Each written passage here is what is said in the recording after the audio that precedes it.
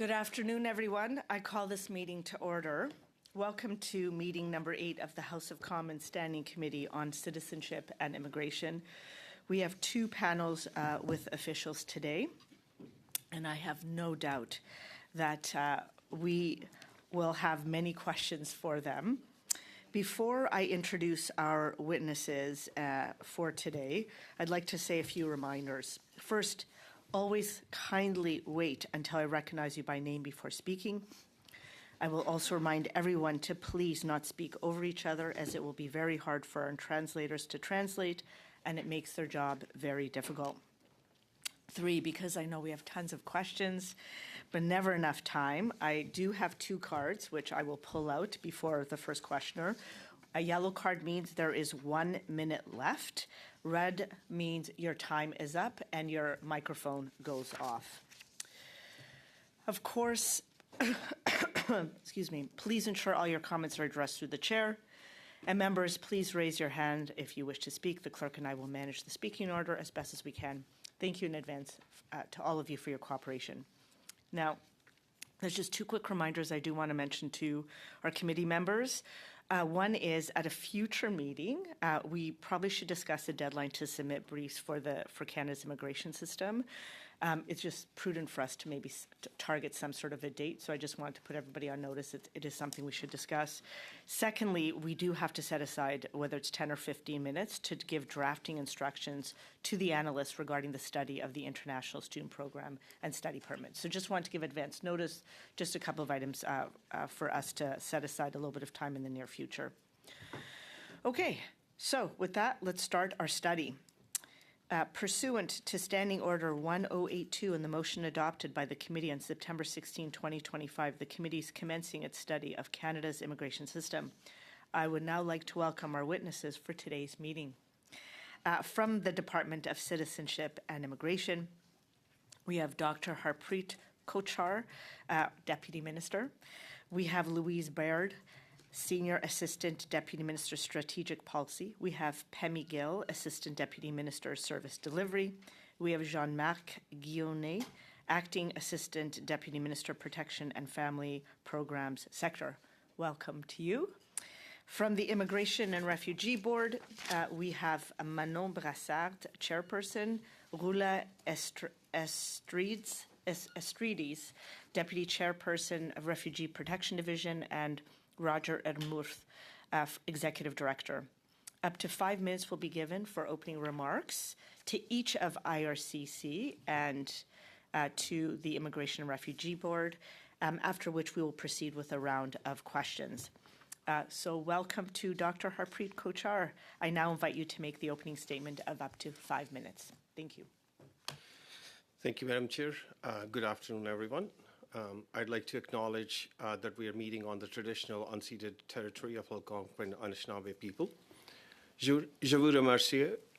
I want to thank you for undertaking this study on Canada's immigration system. My colleagues and I truly welcome this conversation. A system Canadians can trust, newcomers can navigate with clarity, and that continues to strengthen our country. Over the last decade, the department has undergone a major transformation. We have modernized our systems and processes to make them more efficient, transparent, and client-focused. As a result, straightforward applications move faster, errors are reduced, and officers can dedicate more time to complex cases. Applicants also get clearer information on where their case stands online. Malgré la fierté qui nous inspire ces progrès, While we are proud of this progress, we know the system remains under pressure. We saw significant increases in asylum claims and rapid growth in international students and temporary workers. Additional demands on housing, healthcare, social services, and challenged public sentiment on immigration. So to restore the balance and trust, we are adjusting our programs and policies. We did set caps for temporary residents and are strengthening eligibility and integrity measures so that this population share returns to a sustainable levels. Changes made to our work permit and international students program have already resulted in fewer newer arrivals, over 235,000 fewer between January and July compared to the same period last year. Nous cherchons également à trouver un équilibre. We also are striking a balance on protecting vulnerable people while ensuring our asylum system is strong and fair. Agreement was expanded to cover our entire shared land border, resulting in a significant drop in irregular crossings. Les demandes d'asile ont diminué de plus. Asylum claims are down by more than 30% year to date, with notable decreases at airports and also inland. We are working on additional ways to strengthen the asylum system. Claim ineligible to be referred to Immigration and Refugee Board if it is filed more than a year after a person first arrives in Canada, or if they cross between the ports of entry or file after 2 weeks period covered by the Safe Third Country Agreement. These reforms would discourage misuse of the system and protect it from potential surges. More broadly, IRCC places the highest priority on safety and integrity across all programs. Everyone applying to come to Canada is carefully screened. We work with CPSA, CSIS, and RCMP to manage immigration screening, security, and enforcement. Nous continuons à mettre à jour les indicateurs de risque. We continue to update risk indicators, expand information sharing with allies, and improve tools to make our officers' decisions robust. Report on immigration. It will outline our immigration levels target for 2026 and projections for 27 and 28 for both temporary and permanent residents. And our department's focus remains on keeping the numbers of newcomers sustainable. Finally, just to touch on francophone immigration, nous disposons de diverses stratégies pour accroître. We have a variety of strategies to grow the number of French-speaking newcomers across Canada.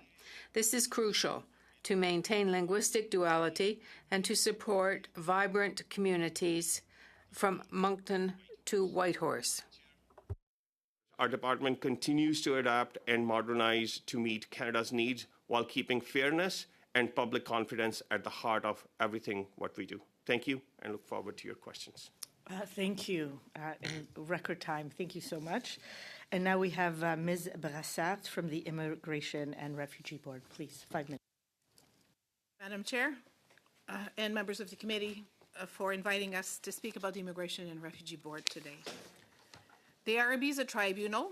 It was established by Parliament in 1989. Our mandate is to resolve immigration and refugee matters efficiently, fairly, and in accordance with the law. Les décisions que nous rendons doivent respecter nos... We report to Parliament through the Minister of Immigration, refugees and citizenship, and as that tribunal we have a high degree of institutional independence. We deal with the Immigration and Refugee Protection Act, IRPA, and the Canadian Charter of Rights. Last year. It's a historic level. Over those, over 78,000 were decisions from the Refugee Protection Division. This is worth mentioning considering the RB was set to issue 60,000 files last year. 78,000 represents a 42% productivity increase from the year before. That was the result of hard work, focused on simplifying our processes, process automation where possible, and rigorous case management. Today, we're scheduling close to 310 refugee hearings a day. We aim to achieve up to 85,000 finalizations this year. To do so, we need to continue our transformation, allowing us to manage our caseloads as one national inventory to maximize the efficiencies offered by becoming more and more a digital tribunal. Ces résultats ont un peu été éclipsés. These excellent results are overshadowed by the fact that 176,000 claims were referred to the IRB last year and another 155,000 this year, the year before. We expect to receive around 100,000 by the end of this fiscal year.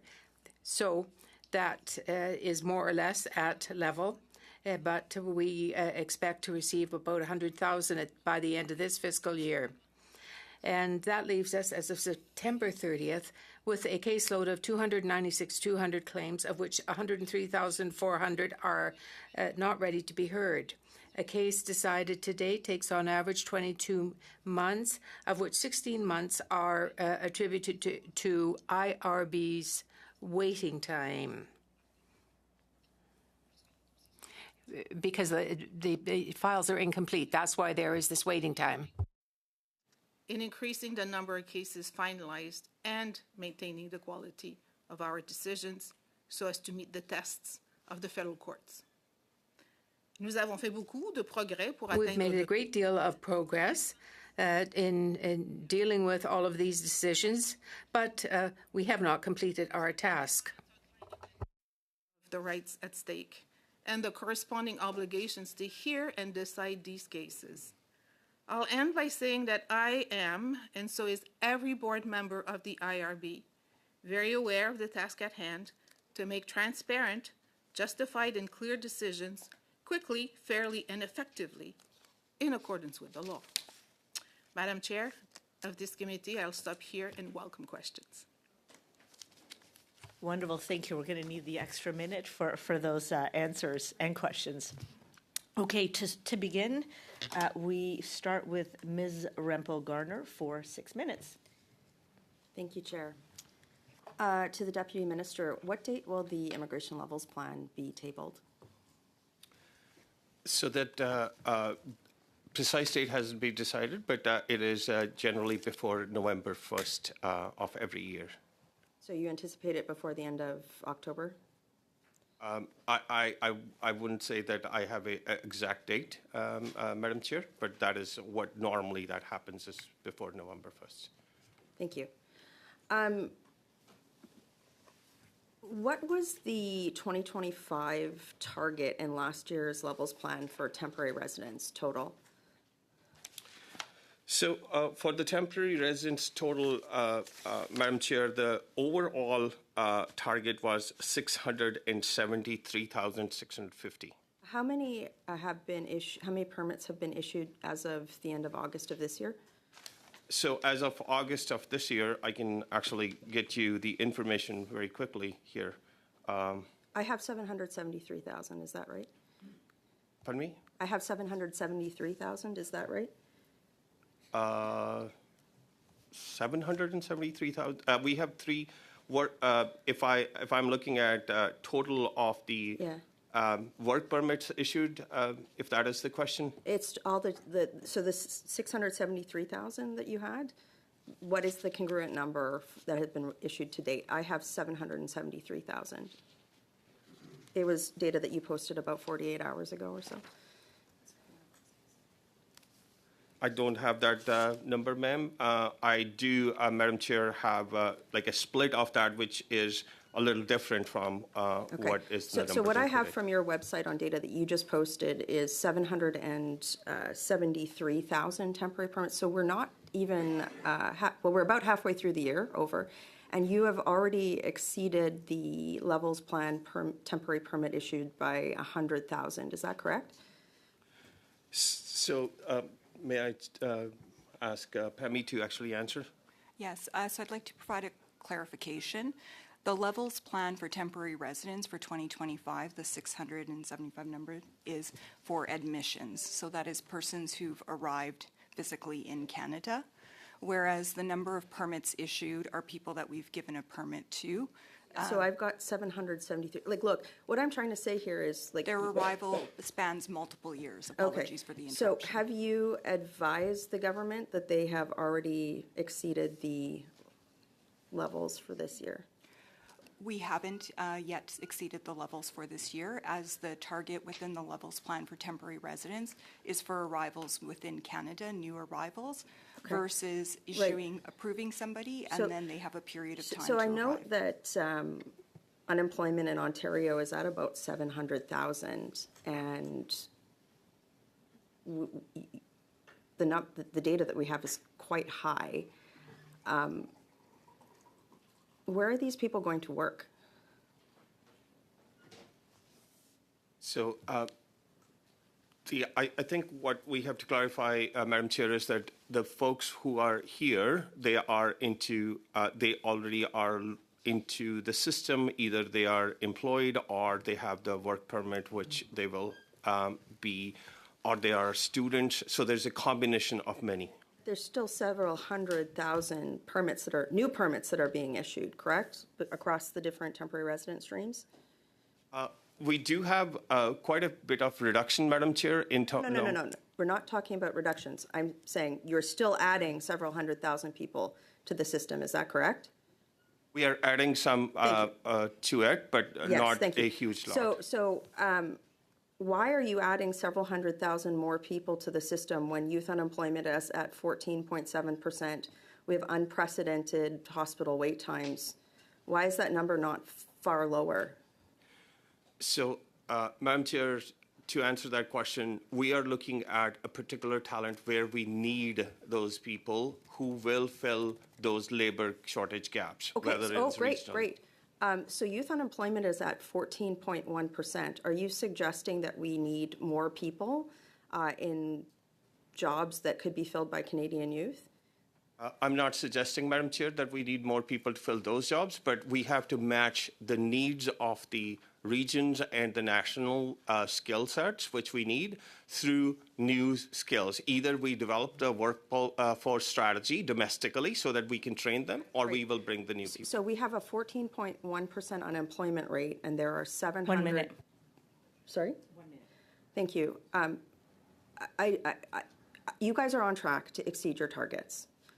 We have a youth jobs crisis, and yet have you advised the government to pause, let's say, or just pause right now, let's say, temporary foreign worker permits in anything outside of agriculture or fisheries? Have you advised them to do that? Or, like, why are you still accepting LMIAs for jobs that could be filled with students? Have you advised the government to stop that?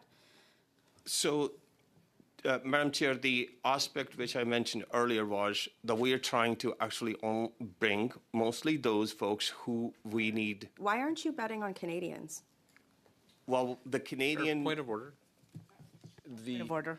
The witness was trying to answer and he was stopped mid-sentence. If we could get full answers, the questions have been full, certainly, but if we can let witnesses complete their answer, that would be, I think, helpful for testimony purpose. On that point of order, before you rule, Madam Chair, I know that my colleagues in the Liberal Party don't like my questions because they speak to the fact that the Liberal government is exceeding temporary foreign work permits to the extent that Canadian students don't have jobs.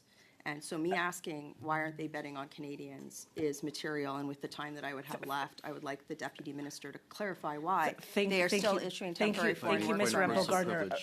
Hold on. Privilege. Okay, hold on a second. So on both sides, they're not point of orders. I will give 10 seconds or 12 seconds for Mr.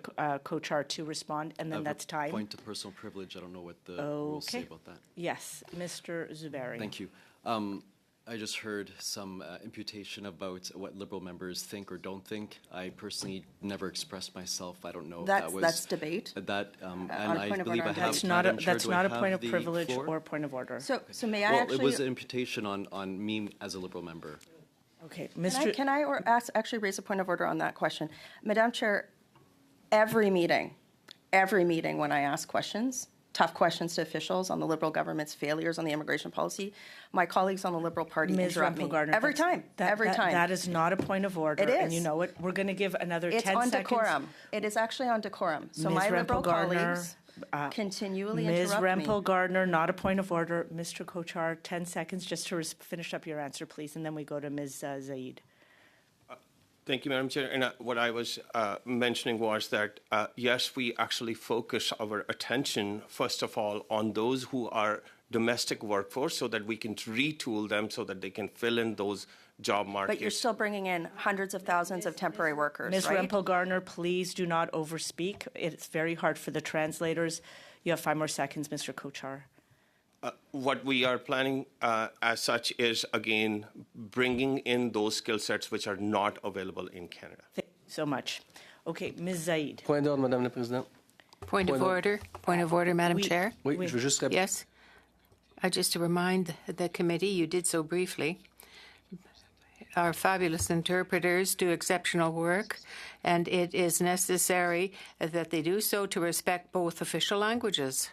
When both people are speaking at the same time, it's very difficult for the people listening at home to understand, and also for the health and safety of our interpreters. So please, when it's your turn to speak, I would ask everyone just to press the button on your microphone and take your turn. But it is very, very important for the health and safety of our employees, the interpreters.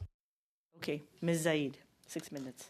Thank you, Chair, and thanks to the witnesses for appearing before the committee. My first question is to the officials from IRCC. I would like to talk about the temporary resident pathway for Palestinians in Gaza with Canadian family ties. This program, when it was launched with great promise and hope, but very few people have gotten out to Canada under this program. And some people who were able to reach Egypt have been stalled there, have not been able to get out of Egypt. With a ceasefire in place, what is your department doing to facilitate the safe passage to Canada for qualified, extended families of Canadians seeking temporary refuge? Question, Madam Chair. So one of the key things onto this one is that we had created a program which was to allow almost 5,000 individuals who could come and apply through the special program into Canada.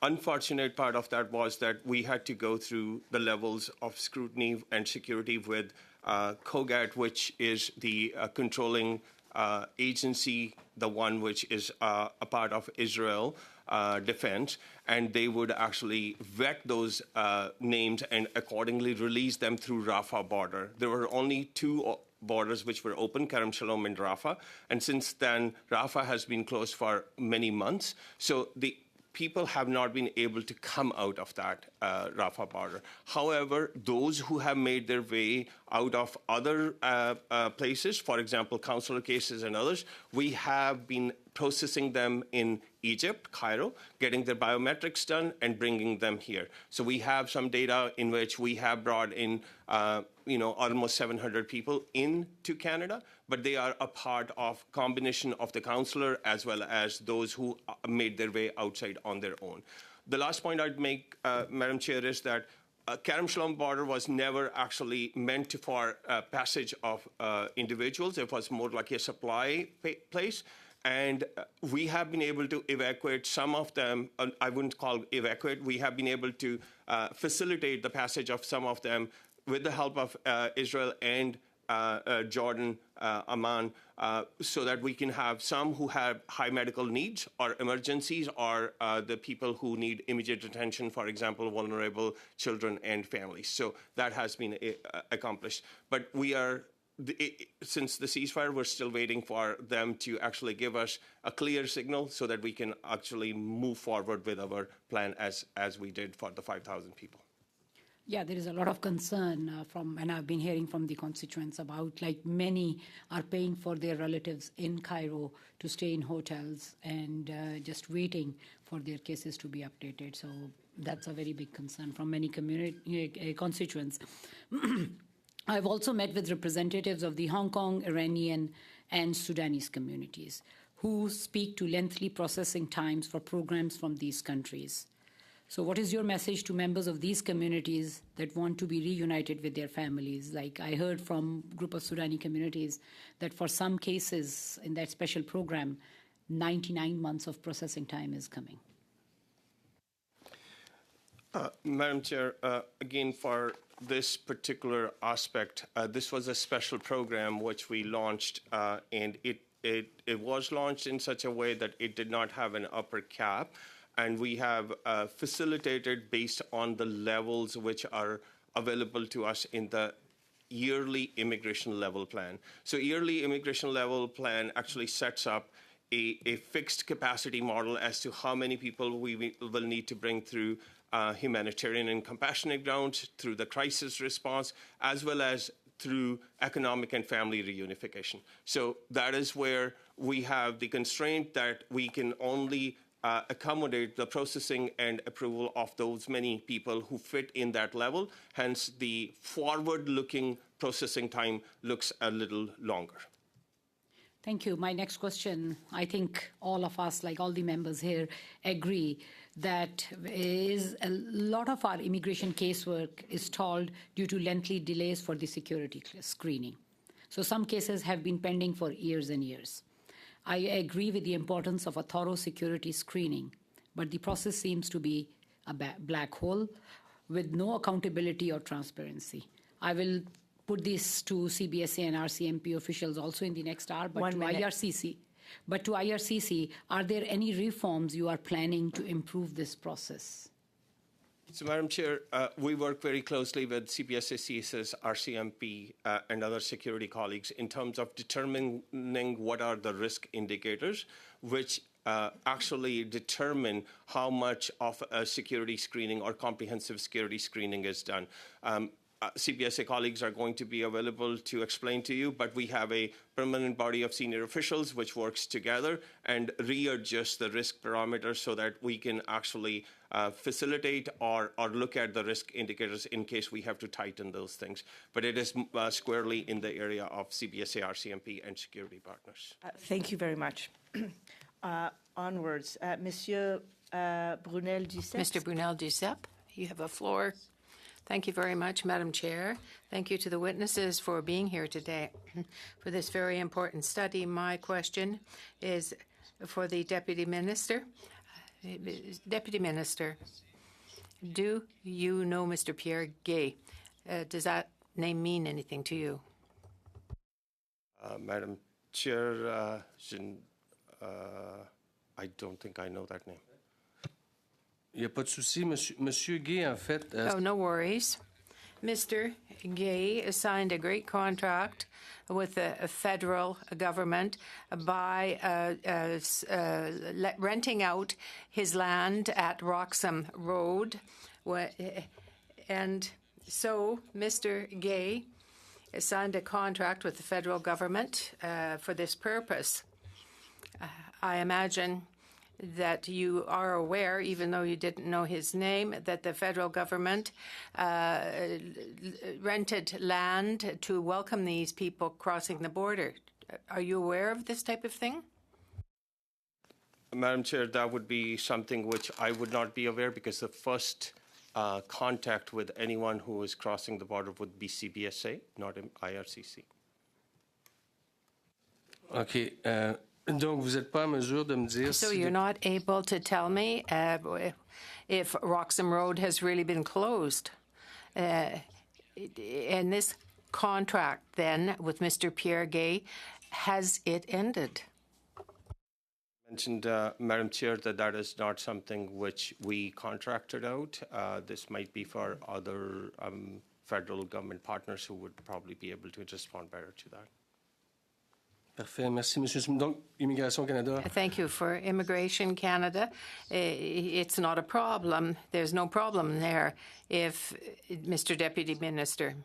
Now, with respect to the Immigration, Refugee, and Citizenship Canada, how many people leave from Quebec once in and go towards other provinces? Do you have a number for that? So, Madam Chair, we do not have a accurate, secondary migration numbers. However, we do believe that through a little bit of looking at what was the previous numbers when we were looking at the 2024 numbers, there was around 12 to 14%, and I'm going by the memory of what we can find out what is the secondary migration out of Quebec, if that is the question which is being posed. Merci, Monsieur. Vous êtes en poste depuis combien? Thank you. How long have you been Deputy Minister, sir? OK, parfait. Fantastique, ça tombe bien. Great. Mr. Miller, if I remember correctly, had in June 24 and made an announcement that with certain ministers of other provinces that they would be setting up a committee to share asylum amongst various provinces. I imagine that, therefore, you had a certain responsibilities since you were minister at that time in so doing. Am I right? That is right, that it was mentioned by minister at that time that there would be an interprovincial committee of ministers which would be actually working towards looking at a relocation of asylum seekers. Donc, merci. Combien de rencontres ont été tenues depuis la formation? How many meetings have been held since that committee was set up? Madam Chair, the committee was set up by the minister. They had, to my knowledge, 3 meetings into that context. Combien de personnes? And how many people or who participated in those 3 meetings? That meeting with the minister was actually conducted by the minister. I was a participant, but we can get you the information in terms of we have noted the minutes of that, and we can get you that, how many provinces. Most of the provinces, I think, did participate in that, and Quebec was an observer also in that particular. Donc, je comprends que vous allez fournir les So I understand that you're going to give us the minutes of all those meetings. Will you be able to give those to the clerk of the committee, and we will have access to the minutes? You have 1 minute left, sir. To answer your question, and through you, Madam Chair, that we will give you the names who participated into that. I just mentioned that we have kept the minutes of the meeting, which would be a minister's privilege, actually. But we can give you the information who participated and when were these conducted. Quel a été le résultat? What was the result of this committee in terms of relocating these people? Madam Chair, there was a mixed result from that one. There were a couple of provinces, 2 provinces to be more precise, who were interested and have actually followed through by relocating the asylum seekers who were in the hotels. Le résultat. Combien de personnes ça a touché? How many people? What were the results? How many people were affected? Sorry, Monsieur Brunel-Duceppe. Our next round, which is our second round, begins with 5-minute rotations, and we start with Mr. Menegakis, please. Thank you, Madam Chair. Are you on track to reduce the government's stated target of temporary residents to 5% by the end of this calendar year? Madam Chair, yes, that is how we are planning for the next couple of years in our immigration. Are you on track to meet it this year, by the end of this calendar year? So the target of 5% was supposed to be met by end of 2027. That's what we are on track for. Okay. Have you, or has the government asked you to complete any analysis on the costs to Canada's healthcare system that the excessive number of immigrants overall have caused? While, Madam Chair, we have not actually gone into those levels of details, but we have consulted with our healthcare partners, the provinces, the stakeholders, all those who would be involved in both healthcare provision as well as the housing and employment. So we have done extensive stakeholder consultations for that. Did you ever advise Minister Diab or any previous minister that the large number of immigrants coming to Canada were creating challenges in our healthcare system? Madam Chair, we continuously advise our minister about the impacts of the immigration, which do bring a lot of benefit, and we have been constantly giving her the information. Okay. Have you completed any analysis, or has the government asked you to complete analysis on the impacts of on the housing market, the excessive number of immigrants that the Liberal government has allowed into Canada on an annual basis? We have worked, Madam Chair, with our colleagues in the housing and infrastructure, and we have actually done a little bit of projection, which allows us to see how, if we bring down the levels up to 5% before 2027, what will it do to ease some of the pressure on the housing. So we've worked with CMHC and the housing and infrastructure. So did you advise Minister Diab or any previous minister the impact on the housing market? That these large number of immigrants coming on an annual basis would come in your discussions, deliberations with the minister?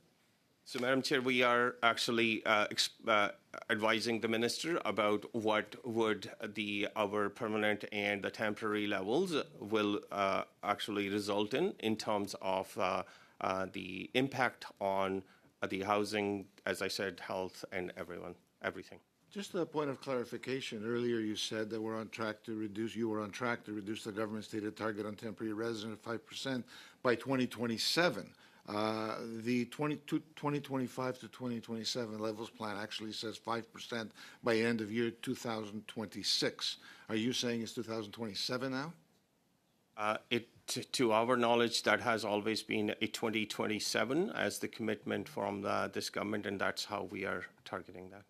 That's not what the 2025 to 2027 levels plan said from the information that is available to us. So what would be your most recent internal estimate that the government has on the total number of individuals living in Canada without legal status currently? Madam Chair, we do count and through Stats Canada the census, but we would not have any estimation of any of those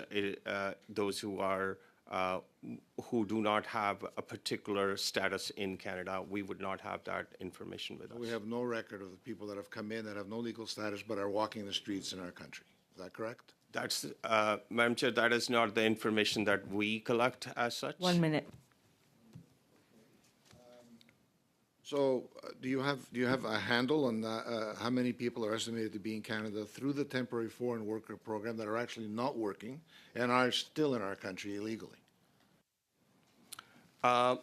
We have information about how many of the people have been issued the temporary foreign worker permit, and that is based on what we have actually done in terms of the previous years through LMIA, which is an ESDC kind of thing.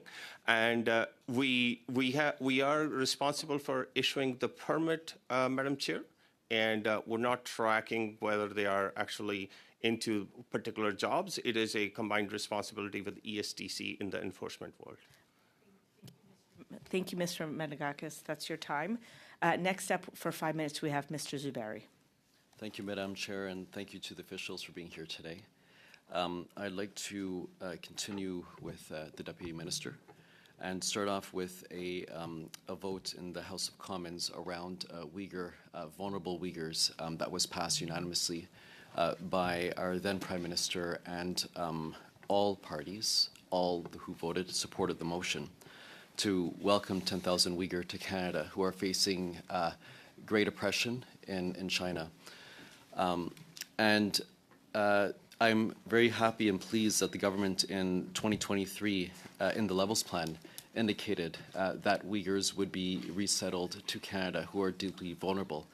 I have met some who have come to Canada, I should say, as a result of this program. They're extremely grateful to Canada and Canadians for providing security and safety, which they say was the first time they have felt and tasted such a thing in their lives, in some cases. I would like to ask what is the progress in terms of the implementation of M62, which called for 10,000 vulnerable Uyghurs to be resettled in Canada from third countries. What's the progress, and what are the future expectations about the implementation of this motion and will of Parliament?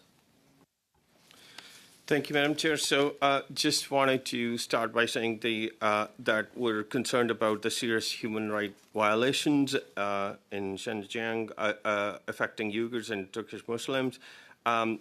We have actually we haven't announced the implementation details about this population in general public, and the reason is due to safety and security risk to the applicants, also our program delivery partners, our referral partners, and also to the Canadian staff. So what we can share with you is that as of September 13th this year, over 140 people have arrived here in Canada, and the department has received application for more than 740 more applicants, which are still being processed. So as I say that, our first priority is the safety of Uyghurs and who may live in fear of being returned to return back against their will. So this is why we do not provide a lot of details concerning the work underway to provide protection to these individuals, as this could put it under further risk. But the numbers are something which we are constantly watching, and we are actually working our way to bring them here. And as I said, 740 in progress. I'd like to just underscore the importance of this, the implementation of this program, given that it's the only one, to my knowledge, that has been that had a motion in the House of Commons that supports the work that you're doing, and to thank you and the ministers that have been responsible over the time, and all those working on the program. So I just wanted to impress upon you. In turn, I hope that you can thank your colleagues and also impress upon them the importance of implementing this motion in full. I'd like to go back to the issue of Sudan. And Sudan is, as the UN has said, the most serious and largest humanitarian crisis affecting millions of people. 12 million have been displaced for their homes, according to the United Nations. They're facing a grave danger, famine, threats to life. Women are being violated, and men are also losing life. And I wanted to pick up on my colleague's question and ask about how you are facilitating the resettlement of this second deeply vulnerable population. And add to, please, what you already said, in addition to what you already said. Thank you. We have about 40 seconds. Thank you, Chair. And as I said earlier, Canada remains very deeply concerned about the crisis. Just to say a couple of points in the time available. At the very onset of crisis, IRCC immediately prioritized the temporary and permanent resident applications from this group, which were already in our inventory.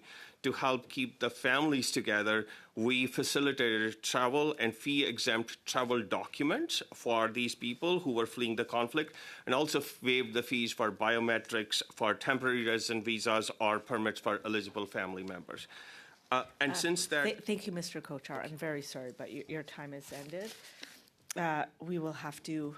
You'll have to go to respond maybe in the next round. Okay. Je pense qu'on a We have 2 minutes, 30 seconds for Mr. Brunel Duceppe. You have the floor. Deputy Minister,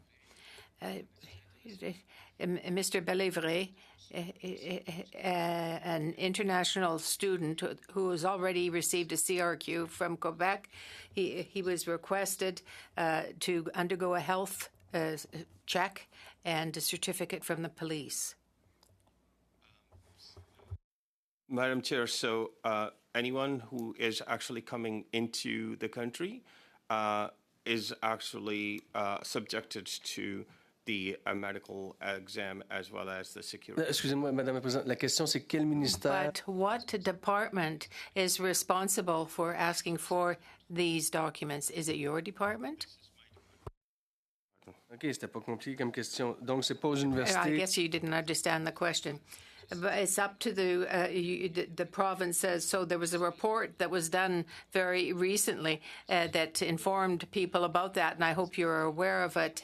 It was something that was very much of concern in Quebec, that the federal system for study permits was involved, and there was a great deal of concern about the federal implication in that. There are criminal groups that use student visas and student permits to come into and infiltrate our country. More than $100 million of proceeds from crime and so on have been the result. So there was a great deal of blame that was laid at the feet of universities, and in particular the universities in Quebec. So is your responsibility to carry out those steps or not?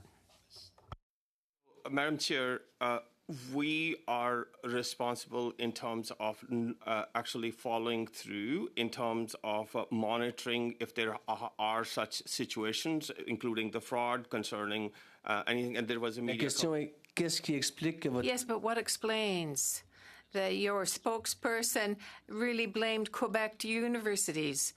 They blamed Quebec universities, but it was really your responsibility, was it not? I would mention this thing that, as I was saying, this is something which we monitor. We are not the enforcement agency onto this one, and we share all the information with CPSA and RCMP, and that is what the procedural way is to do that. Merci. Thank you, Mr. Kochar. Okay, next we have 5 minutes for Mr. Redekop. Thank you, Madam Chair, and thank you to the team for being here today. The Minister's briefing binder showed a wait time for some humanitarian and compassionate categories of up to 50 years, and I think the website today says greater than 10 years. So this includes Hong Kongers, Ukrainians, Sudanese, and all the other people that we invited to our country. Now the government is effectively saying that they will never be processed. So, Deputy Minister, do you think it's reasonable for a newcomer to Canada to wait 50 years for their claim to be processed? Madam Chair, so I'll start, and if you need more precision, I'll turn to my ADM colleague here. We have started to mention on our website a forward-looking processing time, which means that if you apply today, what would be the time taken to actually get that visa over time? I understand that. So do you think it's reasonable to have somebody wait 50 years for that to be processed? Madam Chair, I'd comment on one thing, that it is dependent on the number of spots available, which is the immigration level decision. It is not based on... I'll take that as a yes then, that you do think it's reasonable to wait for 50 years for claims to be processed. Madam Chair, point of order. Point of order. We'll stop the The time. Deputy Minister did not say that. Our colleague's an experienced colleague, but he's putting words into the mouth of the Debate. He can say no. Not a point of then allow order. it. Not a point of order. Mr. Redekop, your time begins again. Thank you, and I didn't hear a no. So I'm taking that as a yes. Now, Deputy Minister, have you advised the government to stop accepting United Nations selected government-sponsored refugees and instead use those levels to keep the promises that you made to persecuted persons from Hong Kong, Ukraine, Sudan that are already in Canada? Can I turn to you, Jean-Marc? Sure. I think, thank you for the question. I think, as was discussed earlier in the context of the broader immigration levels planning, we have to find the balance between all the various pathways and commitments that we've made, including for Hong Kong, Sudan, but also for the United Nations refugees that we do accept. Thank you. So what I'm hearing you say, and tell me if I'm wrong, is that we are going to continue to bring in people, even while we have many, many people in our country right now that are trying to go through the H and C category. We're still going to keep on bringing people in. That's what I'm hearing you say? Madam Chair, that is not how we actually proceed. What we do is we do not have any cap, or we don't have an intake control over asylum. This is one category where people are actually coming in, and that Madam Chair, cannot stop. Sorry to interrupt, but these were specific programs. These aren't general asylum claims. These were the Hong Kong programs. These are the Ukraine programs. These were specific programs with known numbers. And Madam Chair, that is what we are trying to do, that those numbers which were created so far, example, Ukraine was a temporary program, and if you are turning to be into a permanent residence, you have to apply through the levels of economic, and it'll take you that many years because there's a limited space in the levels plan. Thank you. Would it be possible to table with the committee in the H&C category, by each stream in there, how many files have been processed by quarter for the last 2 years, 2024 and 2025? That would be very helpful to us. Is that something you can provide? 1 minute. Can I be very precise? You're looking for last 2 years data for the 24-25? Yep. The last 2 years. Calendar 24. We will provide that, Madam Chair. We will provide that. Your own rules say that if someone gives immigration advice, they must be a licensed representative. That's correct, right? That's correct. So why do you allow colleges or designated learning institutes to use unlicensed agents overseas to steer people into our system? Madam Chair, our ability to actually do that overseas is we don't have any authority over the overseas.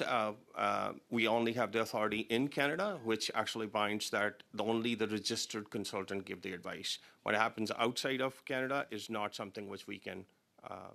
Do we not have control over the designated learning institutes in Canada? Can we not tell them how to do things? We absolutely do, Madam Chair. We actually give them very clear guidance as to what does it mean if there is a fraud detected, what happens as a consequence, and what does it mean. But again, as I mentioned, we don't have a control outside of Canada. Mr. Kochar, thank you, Mr. Redekop. We now have 5 minutes to Mr. Peter Fredescatos. Thank you, Madam Chair. Thank you to officials for being here. Deputy Minister, I'm going to allow you to elaborate as much as you wish, in fact, on that answer regarding processing times and levels. The way that levels, as set in the levels plan, determine wait times. I think that's an important connection to make, and I want you to be on the record on that question. Thank you, Madam Chair. So, as is every year the case, that we set up a permanent resident levels plan, which actually divides it into economic category, the family reunification, the H&C category, and we do dedicate a number to that, which is actually presented in the Parliament, and that is how we execute that. So last year, it was the number was 485, and we did get 483,000. This year, the number is 395, and that's what we will do. In that category, we also have a sub classification of how many of those would be under the humanitarian and compassionate category, how many would be protected person. So based on that, that is the level space which is allocated to those particular vulnerable groups which have been, which are in Canada. So Hong Kong, Sudan, Gaza, Hong Kong, Sudan, and any other who actually wants to get into those programs will be allocated that space. So it is a limited space. However, there are people who are in line. And if there is an opportunity for us to actually move them quickly, if there is an increase in the levels, that's how we will be able to manage that. Barring that, it is a first in, first out, and that is how we are determining that how many people are actually coming to a permanent residency in a fixed capacity model. Thank you very much. Speaking of the levels plan, the one for 25 through to 27 talks about the 2025 number being at 673,000 plus, as we've heard today. Earlier, there was a question about 700,000 or thereabouts, in excess of it, and I think there was some back and forth, and I think the committee needs some clarification on that particular figure. Deputy Minister, the question goes to you or to Ms. Gill, as you wish. Maybe I'll respond on that one, Madam Chair, that the total new arrivals target for 2025 is 673,650, to be more precise, out of which we are planning to have 367,750 given to work permits and 305,900 to the student permits. But arrivals until now, which is end of July, end of August, I think, which we have is 200,500 in the work permit. So that is 167,000 people less in the work permit category, and only 89,200 in the student permit. Again, that is around 110,000 students less as of what is our target. Okay, but can I go to Ms. Gill then on this confusion or the question that existed on the 700,000 compared to the 600,000 number on temporary residents? Ms. Gill, you were giving an answer to that question before, and I just want to hear it again. Of course. So with regards to student and worker new arrivals to Canada, and this information is on our website. We are publishing it monthly, so it is effective as of August 31st data on there. What we are showing is that as part of the levels plan for 2025, we have a target or a planned admission of up to 673,650 across new students and new workers arriving in Canada. However, that is not within year the same number of people we've approved who then get a permit, which means they can come to Canada. So it's only upon arrival in Canada. So for example, a student might have applied in the months of July or August of this year. We've assessed their application, we've approved them. However, they're not starting school until next year. They will not arrive in Canada until 2026, at which time we will count them against the arrivals target, which is what the target is in the levels plan. So it's important that we keep the numbers for permits issued separate from Thank you. arrivals. Sorry, that's time for 5 minutes. You can respond next. We have 4 minutes left in this round, but I think I'll give maybe 2 minutes to each party, if that's okay. Does that work for everyone? I said 1 minute, but I think we could do 2 minutes. So I think, Mr. Ma, we'll start with you for 2 minutes, please. Thank you, Madam Chair. Mr. Deputy Minister, you mentioned earlier you modernize the systems and processes to be efficient. Yet many of the Hong Kong Pathway applicants that we have inquired with IRCC have confirmed that they have received all the necessary approvals, and yet months past, they still are waiting for the issuance of the PR. Can you tell us what the holdup is, what's wrong with this process, and what are you going to personally do about fixing this problem? Thank you. Madam Chair, as we were just mentioning, it is not about the lack of any documents. It is about the level space, and we have a limited level space through which we will have to adjust those who have applied through Hong Kong. And just to facilitate that they are not being turned back, we are making sure that their work permit is valid, and we are extending them so that they can stay here and continue with their life until their turn arrives for the permanent residency. However, many people are waiting for their expired work permits to be renewed, and this is impacting their employment status as well as their children's ability to attend school. So can you please look into this? Madam Chair, absolutely. We are prioritizing the work permit extensions, and anyways, our rule is that there is an implied status. If you have applied for an extension and you already hold a work permit, that's an implied status, so we can look into that one. In the last point is the retained status. It is not clear, like most universities and employers don't understand what it means. They're looking for a approved work permit. And so if you could clarify that or rapidly issue the work permit, that will resolve a lot of misunderstanding. 10 seconds. Yes, and we are committed to actually reducing our processing time, which should come down into the standard service time. And we are publishing on our website, Madam Chair, that implied status means that they have applied, and we are still to adjudicate their work. Thank you, Mr. Kochar. Thank you, Mr. Ma. 2 minutes, Ms. Zodi. Thank you guys for being here today. My first question is for Mr. Kochar. Are you able to tell the committee how many approved temporary residents there were in 2024 compared to 2025? So just simple numbers, please.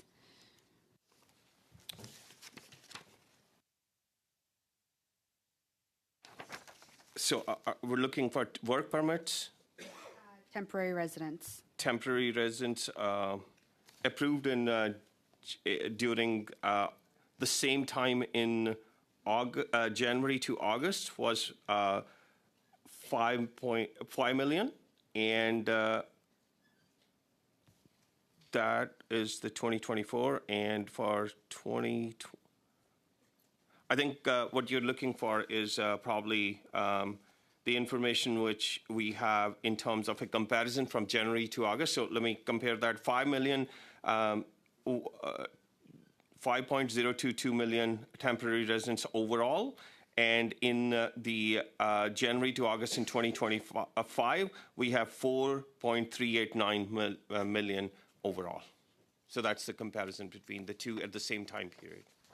Okay, thank you. My next question is for IRB. Can you tell us about the current trends in terms of the decreased number of asylum seekers that Canada has seen arrive this year in comparison to last year and previous years? As you know, we don't control intake, and we manage the cases as they arrive to us. What I can say is that 155 and 176,000 were record number intake for the last 2 years. And looking at trends of claims referred, we're looking at around 100,000. Now, what explained this? World events, conflicts, a multitude of events can create those. Thank you so much, Ms. Brassard. Now we have final 2 minutes with Monsieur Brunet-Doucet. Merci, Madame la Présidente. Thank you very much, Madam Chair. Madame Brassard, welcome to the committee. There are several advocacy groups for immigrants who come here and who are concerned about C-12. Normally, the C-12 will have an effect the way in which you will be operating, because there will be changes due to it. I understand that you I don't want to position yourself with respect to government legislation, but could you tell the committee how you analyze that document? What changes do you think you would have to make to the structure of your organization if C-12 is put in place? It's a little early to say so because we haven't really seen the legislation, and there are many things in the legislation which will become clearer with time in terms of the IT systems and so on. And also there will be changes with respect to abandonment that will have to adapt to the new ways that are prescribed in the legislation. We will have to organize to be able to meet what's there, and that means change. I understand that the minister could not appear. So how do you see this act that certain people would want to hear the testimony from the minister? Well, somebody's doing it for me. Oh, I'm sorry, I didn't know. It will depend. If the minister has a point to make, she can be represented. What we are concerned about is the files that are common to both. Thank you, Ms. Brassard. I want to thank all the witnesses for the excellent testimony over the last hour. It's gone by very, very quickly. We're now going to suspend for 5 minutes so that the current witnesses can leave and we can invite the witnesses of the second panel to set up. Thank you.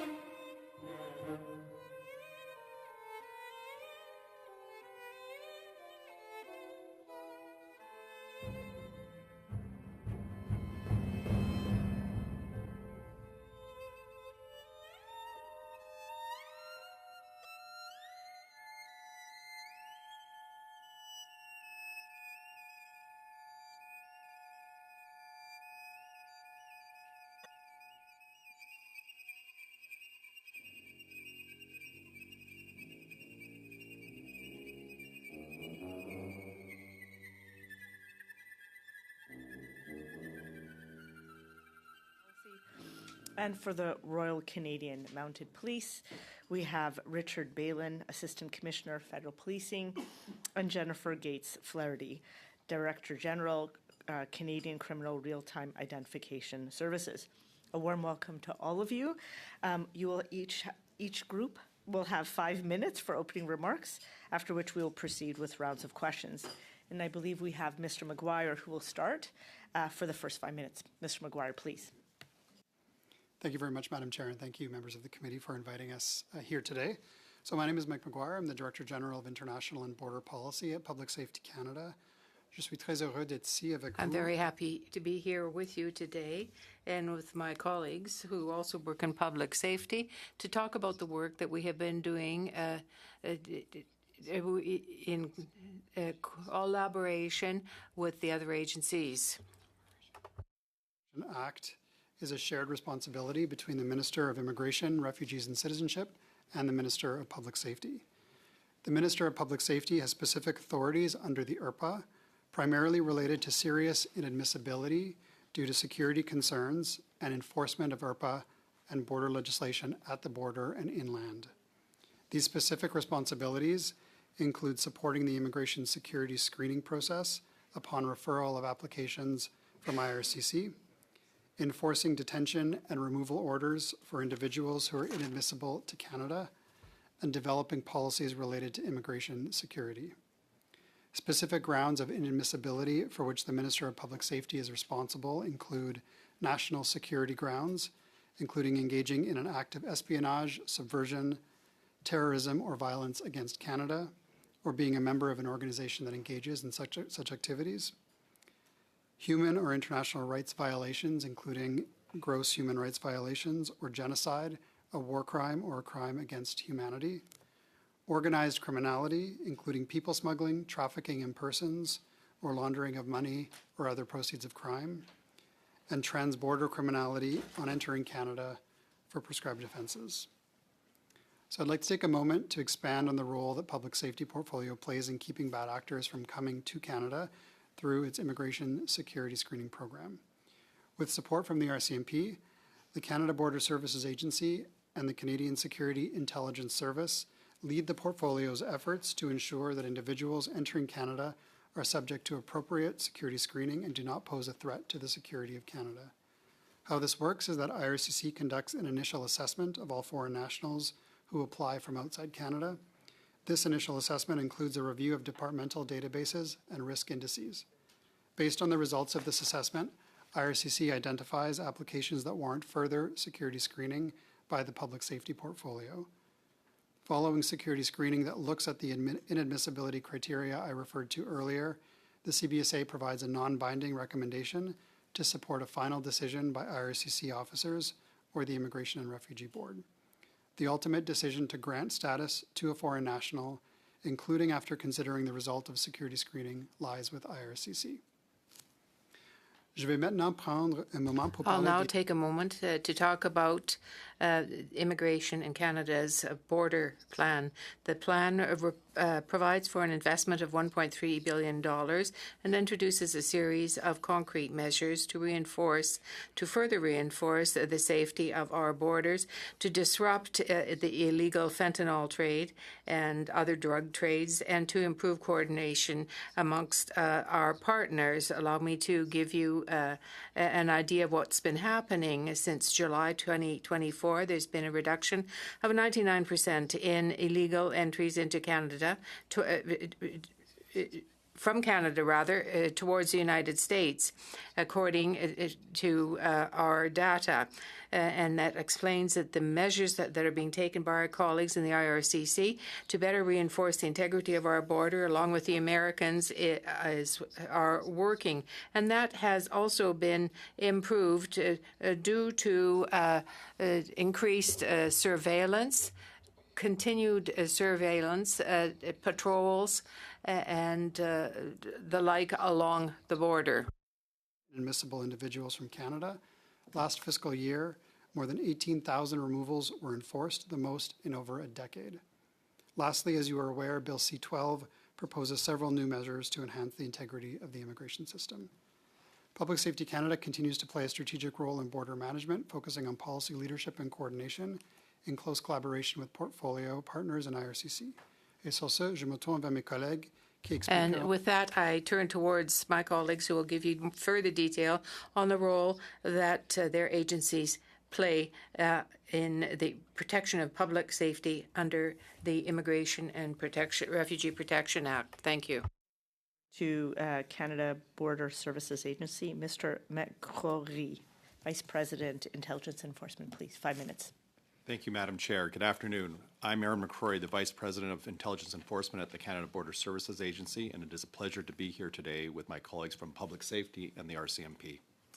The CBSA's work contributes to many of the objectives of the Immigration and Refugee Protection Act, or IRPA. This includes protecting public safety by denying access to Canada to criminals or security risks while facilitating the entry of legitimate travelers. In doing so, we maximize the benefits of immigration, strengthen the multicultural fabric of Canada, and protect public safety. To help maintain the integrity of our immigration system and keep Canada safe and secure, the CBSA exercises its mandate prior to the border, at official ports of entry, and after the border. Prior to our arrival, as noted by my colleague from Public Safety, the CBSA works with IRCC and CSIS to screen visa applicants and all refugee claimants. When we identify those that are inadmissible for serious concerns such as criminality, complicity in war crimes, crimes against humanity, national security issues, we provide a non-favorable recommendation to IRCC as the decision maker. So far this fiscal year, we have closed over 37,000 cases with 394 non-favorable recommendations.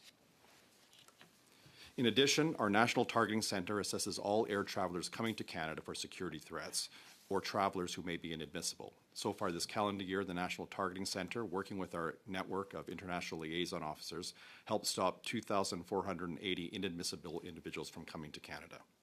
And so far in 2025, about 64 million travelers have arrived at Canada's ports of entry, where CBSA facilitates the flow of legitimate travelers, grants temporary resident status, supports acquisition of permanent resident status, and processes claims for refugee protection. Our border services officers also identify those that may be inadmissible and either allow them to leave or prepare an inadmissibility report. To date, 5,512 individuals were reported at ports of entry as being inadmissible. Inland or after the border, the CBSA conducts criminal investigations and immigration investigations. The agency employs over 200 criminal investigators whose mandate includes investigations into those organizing or facilitating immigration fraud, those unlawfully acting as consultants or suspected of offenses with respect to illegal employment of foreign nationals. As an example, in 2024, an Indian national was convicted by the courts and sentenced to 3 years imprisonment following a CBSA investigation into allegations of counseling misrepresentation, making false statements, and giving advice without being a licensed consultant in relation to a large number of foreign students. As a second example, following a CBSA joint investigation with the OPP, in April 2025, 3 Ontario businesses were convicted and fined a combined total of $450,000 for having employed a large number of foreign nationals without authorization. The agency also employs approximately 550 personnel dedicated to immigration investigations and removals. Their work includes investigating allegations of inadmissibility and overstays and enforcing compliance with IRPA, including the removal of those who are inadmissible. Under our immigration laws, inadmissible persons who are the subject of an enforceable removal order are required to leave Canada immediately. The removal of foreign nationals found inadmissible upholds and protects the integrity and fairness of Canada's immigration system. It is also one of the most effective ways to deter others who might seek to abuse the system. It's also important for me to note there are multiple steps built into the removals process to ensure procedural fairness. We only action on removal order once all legal avenues of recourse that constitute a stay of removal have been exhausted. Last fiscal year, the CBSA removed more than 18,000 inadmissible individuals, the most in a decade. And Canada's border plan provided CBSA funding to increase the rate at which it removes inadmissible individuals.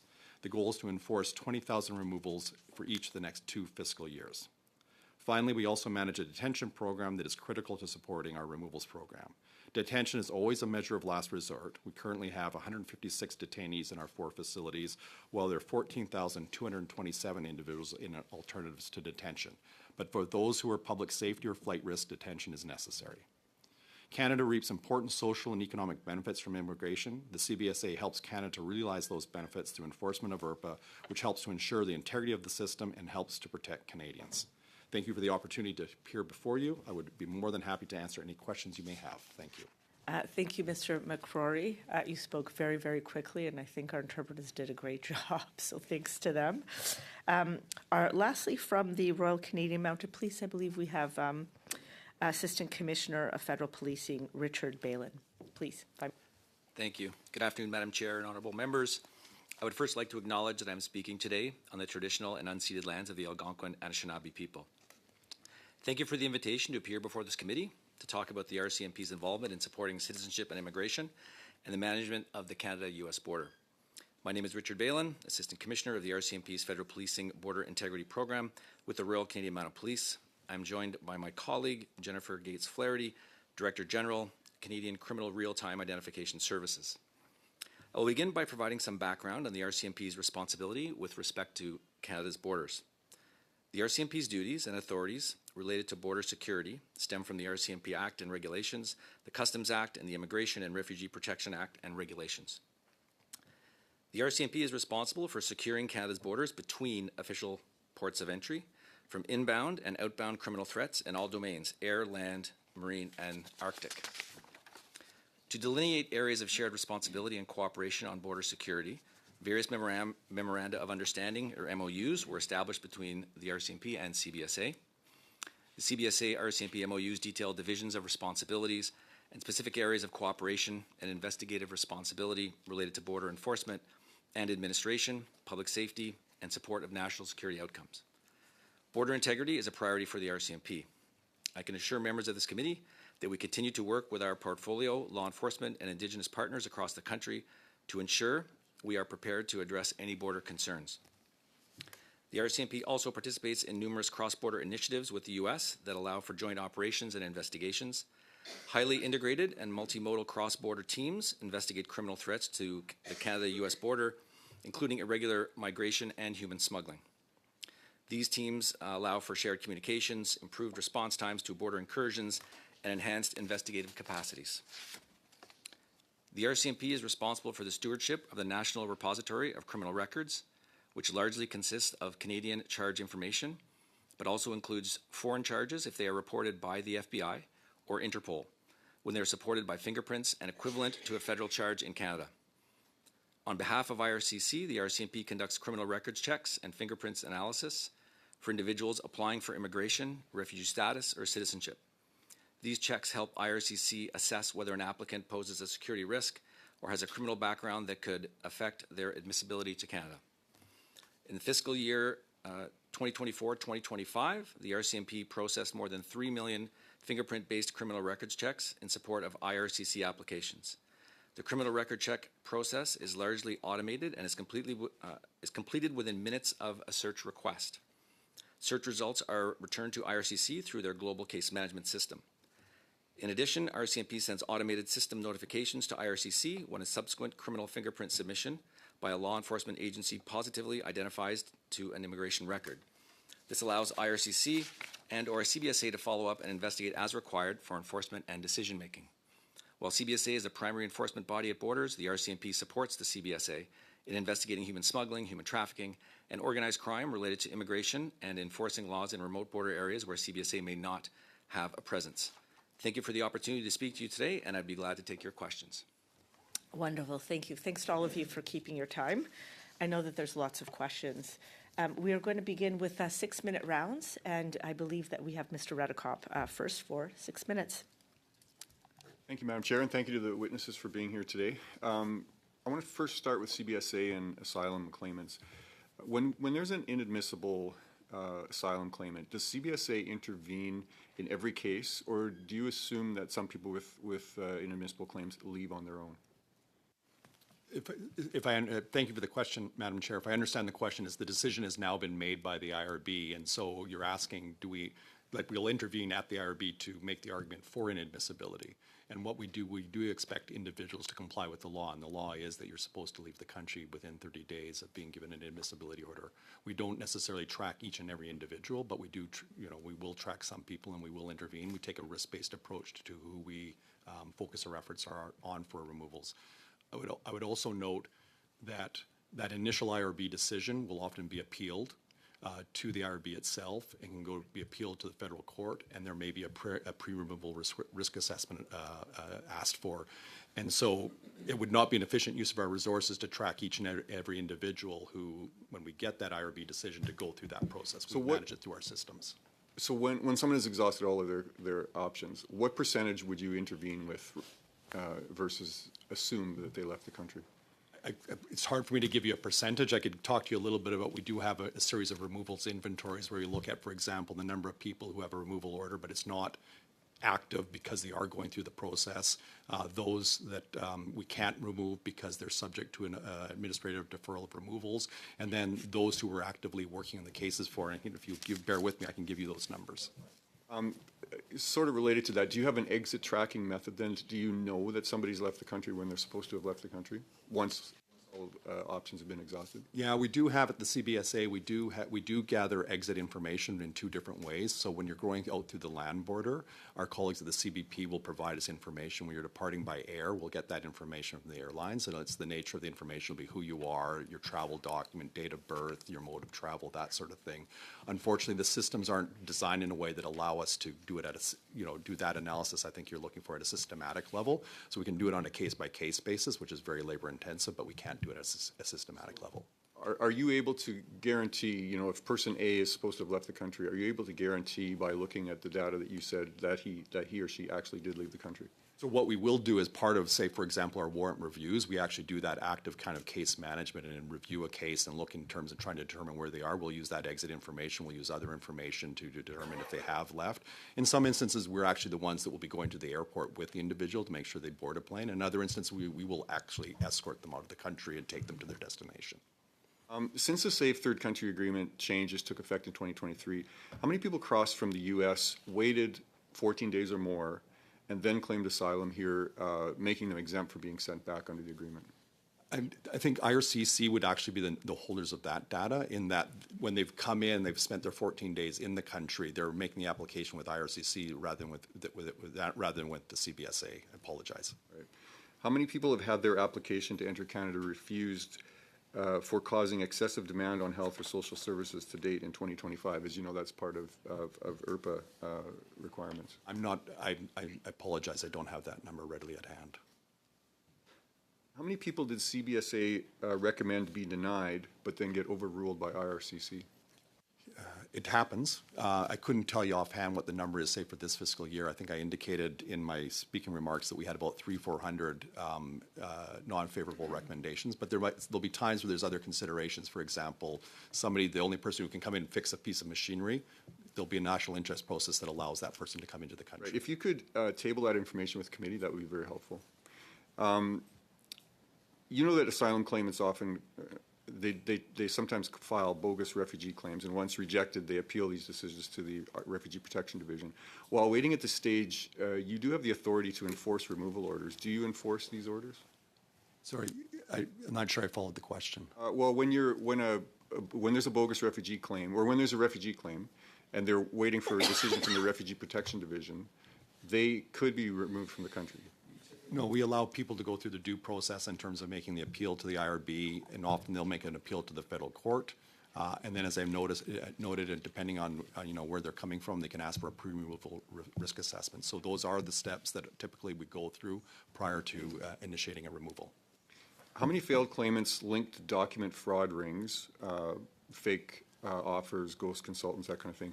How many are in the removal queue, and how many were actually removed in 2024 and 2025? If I understand the question, I don't have that data readily at hand. You can table with the committee? We can certainly see I can't promise you that we have it, but if we have it, we can certainly provide it. 1 minute. The last Conservative government required CBSA to maintain a list of most wanted foreign criminals in Canada to be deported. Justin Trudeau and his soft-on-crime approach shut this down. With Mark Carney supposedly wanting to get tough on crime again, I presume he has asked CBSA to once again publish this information? So when we look at how we get information about people who may be in the country illegal or who are inadmissible, we look at a variety of tools. When we did our own assessment of that program, it wasn't as effective as, say, tips that we got from the public. Sorry to interrupt you, but so the idea of a most wanted foreign criminals to be deported is not something that CBSA is currently pursuing. We're not currently pursuing that, but we are encouraging people to provide us tips and information when they have information about anybody who's here inadmissible. Thank you so much, Mr. Redekop, and thank you, Mr. McCrory. Okay, I think first up we have Mr. Zuberi for 6 minutes from the Liberals. Thank you, Madam Chair, and thank you to witnesses for being here. I once upon a time was a reservist in the Black Watch and served 5 years in uniform, so just wanted to salute all in uniform and working to serve and protect our country. I am going to start off with a question around security screening and ask, we in our offices receive many requests to work on immigration files. On occasion, some are stuck in security screening. Our government has committed to increase the number of RCMP and CBSA officers by at least 1,000. Will any of these new resources be dedicated to alleviate the security screening issue? Number one. Number two, what are you doing to reduce these wait times around security screening? So thank you for the question, Madam Chair. I think it's premature to say exactly how, if any of the 1,000 CBSA frontline officers would be deployed to security screening. But what I can say is with a program like this, there's a constant tension between the timeliness of our answers and the time that we need to do to take it right. And so on an easy, simple case, we can typically do in a couple of days. More complex cases may take more time. And we're always looking at how can we improve our efficiency without sacrificing that effectiveness piece. So if you look over the last couple of years, our productivity has actually gone up quite impressively. The challenge is our volumes have gone up with it, so we haven't been able to keep up with the increasing volumes. That doesn't mean we've given up. We're continuing to look at how can we kind of make achieve further efficiencies in the program. And so one thing, for example, about 50% of our current inventory of 195,000 are in Canada asylum seekers. And so we're looking at moving away from a first in, first out process to identifying the simple, less complex cases that we can get them out of the inventory quicker. That does two things. One, gets people decisions quicker, but also then reduces the volume in the inventory that allows our staff to work on the other cases. Thank you for that. And I understand how you have yet to determine how those new resources will be allocated, where they'll be working. I want to shift gears for a moment and talk about conflict zones. We have, in the first panel, we talked about Sudan, we talked about Gaza. We have Canadians who have families that are loved ones that are going through quite difficult situations, in some cases loss of life, and they want their loved ones to be here. We appreciate how in conflict zones there has to be screening done. Very briefly, I just want to, I'm assuming, number one, that everybody is going through robust security screening, but that you're also dedicating resources so they're done in a timely fashion. Is that correct on both fronts? Absolutely.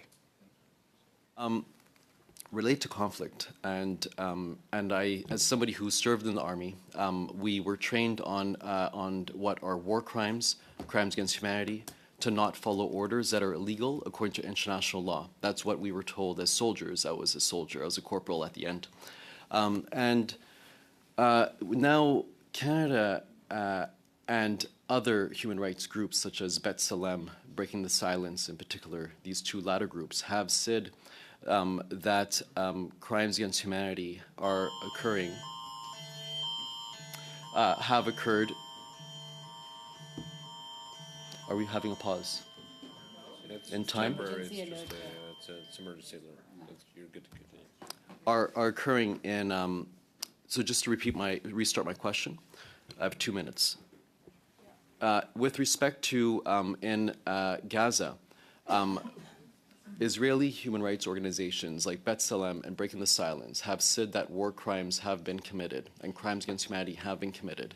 The government of Canada has cautioned and said that the prevention of humanitarian aid amounts to entering Gaza in the past has amounted to breaking of international law. Are we screening to ensure that those who have served in the IDF during this period in time have not been involved in any of these breaches of international law as they enter Canada? those who are not Canadian citizens I'm talking about. So the way the security screening process works is that our colleagues in IRCC get the applications, and based on the thematic indicators that we've developed with Canadian Security Intelligence Service, CSIS, they will screen those applicants and then refer them, if warranted, to CBSA and CSIS, and we assess each application on its own merits. Are you presently satisfied that the safety and security of Canadians is intact, given the level of screening that's happening right now for those who are involved in conflict and are seeking to enter Canada from the IDF within the last 2 years, those who have served within the IDF within the last 2 years? I would just respond more generally to say, like that is our constant. It's not specific to any conflict zone. That is what our raison d'etre is, and that's what is the challenge in terms of the volumes we're facing, the need for a timely decision, but also the need to time to take it right. We need to take the time to get that decision right, regardless of where the conflict zone is, and so that is what we do every day in security screening. Have there been any applicants from the IDF in the last 2 years that have been refused because of potential war crimes or crimes against humanity they've been involved in, applicants to Canada? I don't have that level of detail. I'm not aware of any. Thank you. Thank you so much, Mr. Zuberi. Thank you, Mr. McCrory. Now we have 6 minutes from Monsieur Brunel-Duceppe. S'il vous plaît, c'est à vous. You have the floor. Thank you very much, Madam Chair. Thank you to our witnesses for being here today. I'm going to ask you the same question for all of your organizations, and I only expect a simple yes or no, or I don't know. There are no bad answers to the questions. So with the Border Services Agency, Mr. McCrory, can you tell me if the federal government has ended Mr. Pierre Gay's contract for renting out his land at Roxham Road? I can give you some more detail if you like. Yes, I'm sorry. Of what we've seen over the last probably 12 months at Lacole is there's been, unlike other land border crossings, we actually have seen an increase in the numbers of individuals coming and making asylum claims at Lacole. And so based on a precautionary principle, we've started to kind of increase, kind of like when Roxham Road was open, we started to augment our capacity at Lacole to handle a significant influx of individuals. So going through a very rigorous procurement process, strongly governed within the agency, but also working with Procurement and Public Services Canada, a RFP, or a request for proposals, was put out, and my understanding is that Guy Industries was the winner of that process. So a contract, my understanding, and this is not my area of expertise, but my understanding is that a contract has been signed, but it did go through a rigorous contractual procurement process. Mais donc, juste pour être certain, but just to be clear, that a call for bids was done when Roxham Road existed. So you needed land somewhere to be able to operate on that land because there were more and more people coming in. So it was before Roxham that bid call went out. And the gentleman in question is the one that dealt with that, because at the time you were no longer allowing illegal entries. But nonetheless, you continued to pay the rent for that land, even though Roxham Road was closed. So if my information is correct, that was done before Roxham was closed, but when Roxham was closed, you continued to have this contractual agreement with the man in question. My apologies. I'm only familiar with this most recent contractual arrangement, which, as I say, was a product of the precautionary work we're doing this summer as part of, or through this winter and into the spring, from a contingency planning point of view, in case we saw a significant increase of numbers at Lacole. Donc, So, and this is fascinating. So the closure of Roxham was in 2023, but recently, from that point in time, the land hasn't been used. I'm sorry, I'm not familiar enough with what you're referring to in terms of the land. What I can tell you is, again, in anticipation of a significant number of individuals making asylum claims that would overwhelm our existing capacity. We put an RFP for additional support, and my understanding is this is the organization that got the contract. It's hard for me to talk about what happened prior to that. Et ces contrats-là, ils sont signés jusqu'à quand? And those contracts are signed until what date? I'm so sorry, I don't know. Mr. McGuire, could you answer my question? Do you know the date? They're signed, these contracts, to a specific date? Yes, public safety doesn't put that type of contract out, so I don't know. And Mr. Bellin, I guess you're going to give me the same answer. C'est quand même fascinant parce que Okay, it's fascinating because today we had an answer from the government, and it's a very recent response. Maybe you're not aware, but it would seem that the government is aware of this, and all your departments and agencies operate on that basis. They've paid Pierre Gay. That contract has never ended, and it's going to be continuing until 2027. So, Madam Chair, isn't this somewhat surreal, fantastic even, that the government has a difficulty in communicating with its own departments and agencies? I'm principally referring to the federal government, but the leases that were signed that gave the contract to Pierre Gay, a Liberal, it said in passing, it was at the closure of Roxham. And given all these operations, you can't tell me, nobody can tell me how long this contract continued to exist, the leasing of the land. And I am flabbergasted, as we say in good Quebec shorthand. So maybe Mr. McGuire from Public Safety can tell me if his department, if his agency is still operating with Mr. Pierre Gay. The contract, there's no operation. And Mr. Bellin from the RCMP, do you have any operations on Mr. Gay's land at this time? Not that I'm aware of, no. Merci. donc on paye pour des terrains. So we're paying for land that isn't being used or occupied. Thank you, Madam Chair. Thank you, Mr. Brunel-Duceppe. Second round, which begins with 5 minutes rounds, and we will begin with Ms. Rempel-Gardner for 5 minutes. Splitting my time with Mr. Davies. Thank as well. you. Thank you. So just to clarify what my colleague said, you have extended the contract with Mr. Gay due to an anticipated influx of refugees at the Roxham Road crossing. Is that correct? Not entirely. And I'm not 100% sure, so I want to be very clear here. My understanding is that we put a new RFP out, so it's a new contract, went through appropriate contracting principles and procurement actions in anticipation of, and what we've seen, if you look at our numbers at Lacole, so making distinct, Roxham Road I'd describe as that was the illegal crossing that was taking place between the ports prior to the extension of the STCA.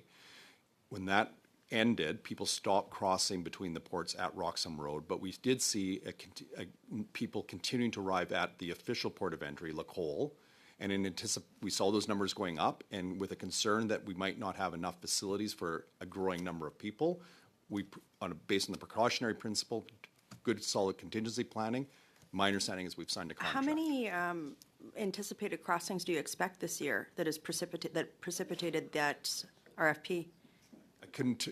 What I'd tell you is what we kind of saw through the winter and into the spring, numbers that were comparable, like 300-400 people that were comparable to what we were seeing during the Roxham Road days. Those numbers have gone down. So essentially what you're saying right now is that you have seen such a spike in numbers that you had to issue an RFP out of anticipation that there would be more people. That would be correct? I think as I say, we're operating on the precautionary principle, and better to have capacity if those numbers emerge than not have that capacity. And so there's a significant enough threat of that increase happening that you issued that RFP. Is that correct? Yeah.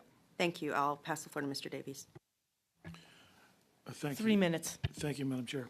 I have a number of questions, and I hope you'll accept my rapid-fire approach here. Does a failure to comply with a 30-day order always result in a deportation order? I think it will depend on the nature of the inadmissibility and the nature of the application, but I'll say by and large, yes. By and large, yes. Okay. Do you have a full list, or do you have an identification? Can you identify all the people that are on a removal list or a deportation list? We maintain removal inventories of various categories, so it'll include those, for example, whose removal is in abeyance as they move through, for example, the asylum process. It'll include those who have an enforceable removal order, but because of the country they're coming from, so for example, Haiti or Sudan, countries where there's an administrative deferral of removal where we can't remove people to, and then we'll have an inventory of people that were actively working on their removals. So you track that fairly carefully. Okay. Yeah, yes. So I'm not sure. I think you had mentioned earlier that 20,000. You have a target of 20,000 removals per year as a target. So 20,000 out of how many? So 20,000 out of our active, if you'll bear with me, I haven't memorized everything. And bear in mind our as the sad analogy I use is as we remove people, new people are added to our inventories. But right now, for example, our removal in progress inventory is sitting at 30,000 people. Okay. So I think I've got time for one last question. One of the issues that has been raised with me in the past is the idea of sharing information across Canada, sharing information between police departments, between IRCC, CBSA. Is there a standard platform that you use to share information, or is it just by basic software? So insofar as IRCC is concerned, we actually operate off of common systems, so the global case management system. When we work with our partners in the RCMP, that's what CPIC and the warrant systems are for. A warrant is a signal for us to tell our policing colleagues, watch out for look for this person, for example. Other than CPIC, is there any other platform that would? Not with law enforcement. No, it's such a dispersed. If you think about all the different police of jurisdiction in the country. Okay, in one last question, going back to the list of people to be removed from Canada, do you rank on that list the people that are high risk, medium risk, or low risk? What we do is we've got 4 tiers of priority. So our number one priority is the serious inadmissibility. So that'd be people with criminality, war crimes, crimes against humanity. The second, then we've got a bundle around failed refugee claimants and irregular arrivals, again, because we want to create a push away factor. And then third tier is everybody else. So I would assume... Thank you, Mr. Davies. Sorry, we've gone past your time. Okay, thank you so much. Now we move to 5 minutes with Ms. Zaid. Thank you, Chair. Thanks to all the witnesses. I asked this question to the immigration, and now I would like to ask this question to the CBSA officials. I'm seeing, and I think most of our members of parliament see that a lot of the immigration casework is stalled due to the lengthy delays for the security screening. Some cases have been pending for years, and this ranges from, for all categories. I'm not just talking about the refugees or the asylum seekers, but it is for starting from TRVs to spousal applications. I agree with the importance of thorough security screening, but the process seems to be a black hole with no accountability or transparency.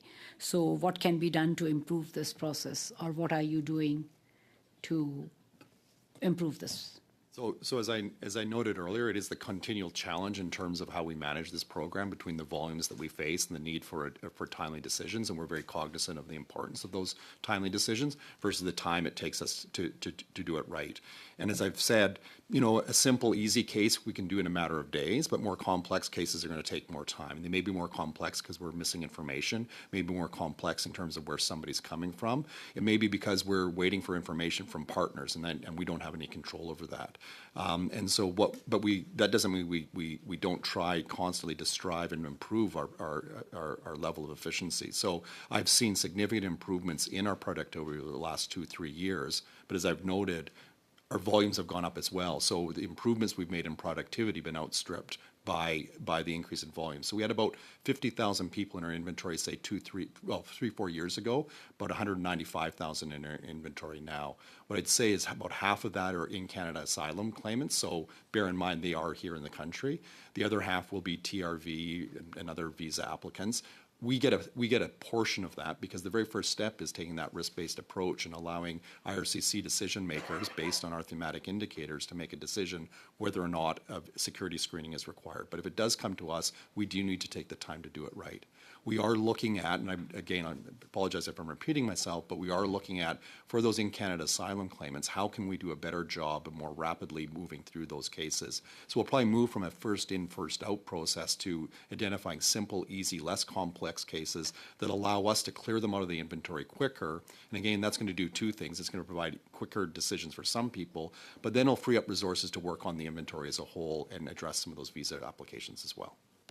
Like, would a deadline for a yes or no for security clearance make any sense? Like, many people just want an answer either way, so they are not left in limbo. Like, I have seen spousal cases where 2-3 kids have been born, and the spouse has not been able to come to Canada because it is in security clearance, and that I particularly see very high and long for some, like, people coming from certain countries. Is it just like certain countries are being targeted, or?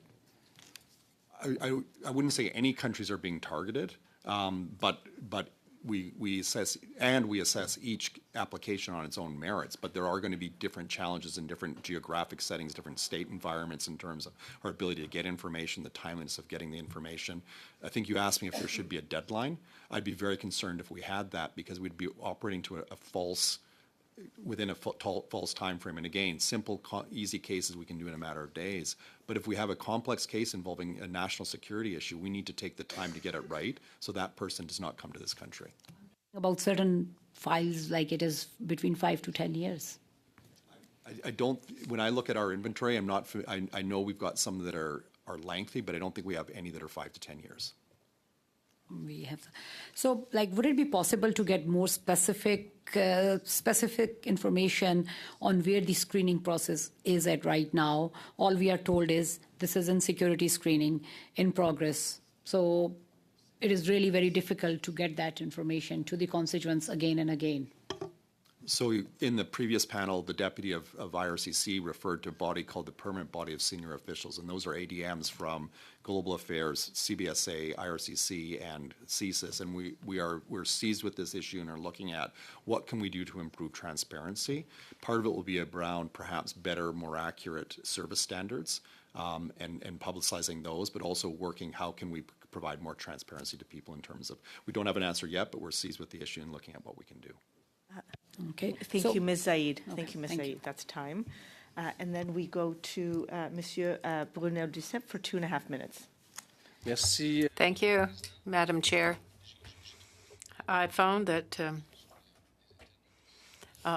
I found on the internet that the Pierre Gay contract represented more than $30 million in terms of the 2-year extent.